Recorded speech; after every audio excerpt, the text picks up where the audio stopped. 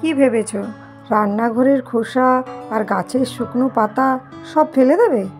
না রে ভাই, ওগুলো আর ফেলো না। আজ আমি শেখাবো কিভাবে সেই সব প্রাকৃতিক সম্পদকে রূপান্তর করা যায় সোনার থেকেও দামি কম্পোস্টে। চলুন প্রকৃতির ম্যাজিক শুরু করি। প্রথমে দরকার কিছু গুপ্তধন, রান্নাঘরের সবজি খোসা, ফলের খোসা ইত্যাদি, এবং শুকনো পাতা, কিছুটা মাটি আর একটু ধৈর্য। Welcome to Ranu's greenery. আজ দেখছো 30 দিনের মধ্যেই খুব সহজে কিভাবে দুর্গন্ধমুক্ত কিচেন কম্পোস্ট বানাবে তার এই ভিডিও। একটি বড় গামলাতে কিছুটা শুকনো মাটি প্রথমে ভালোভাবে বিছিয়ে নিলাম। তার উপরে সবজি খোসা, ফলের খোসা দিয়ে দিলাম। এর উপরে আমি শুকনো পাতা ভালোভাবে বিছিয়ে নিচ্ছি। আমি এখানে প্লাস্টিকের গামলা ব্যবহার করেছি, তোমরা পারলে অবশ্যই মাটির হাঁড়ি বা মাটির গামলা ব্যবহার করো। একবার সবজি খোসা বা পাতা শুকনো দেওয়ার পর আমি কিন্তু ভালোভাবে চতুর্দিকে আরেকবার করে মাটি বিছিয়ে নিচ্ছি।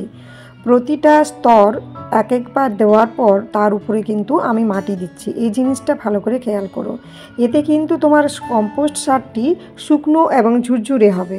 সব থেকে বড় ব্যাপার হলো এইভাবে তৈরি করলে কিন্তু কম্পোস্ট সার একদমই দুর্গন্ধমুক্ত হয়।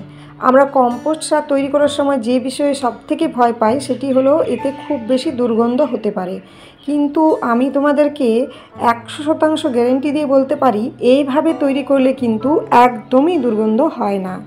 তোমরা ভালো করে খেয়াল করে দেখো, সবজি খোসা বা ফলের খোসা দেওয়ার পর যখন আমি মাটি দিচ্ছি চতুর্দিকটা কিন্তু ভালোভাবে চেপে চেপে দিচ্ছি, এবং এর উপর যখন আবার পাতা দিচ্ছি তার উপর মাটি দিয়ে আবার কিন্তু ভালোভাবে চেপে দিচ্ছি।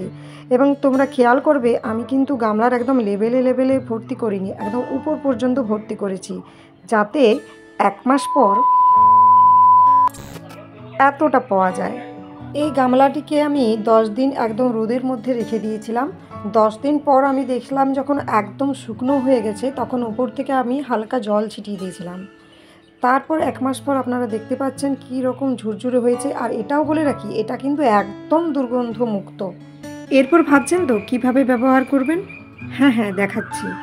আমি কিন্তু আমার বাগানের প্রতিটি গাছে এই কিচেন কম্পোস্ট ব্যবহার করি। অল্প পরিমাণ দিয়ে ভালোভাবে চতুর্দিকে জল দিয়ে দিই। ভাবো তো, তোমাদের ফেলে দেওয়া রান্নাঘরের খোসাগুলো হতে পারে নতুন জীবনের উৎস। শুধু একটু চেষ্টা, আর তুমিও গড়ে তুলতে পারো সবুজের এক নতুন পৃথিবী। চলো তাহলে আজ থেকেই তৈরি করো নিজের হাতে সবুজের জাদু। আর নতুন সবুজের অভিযানের জন্য আমাদের সঙ্গে থাকো। ভিডিওটি দেখার জন্য অসংখ্য ধন্যবাদ।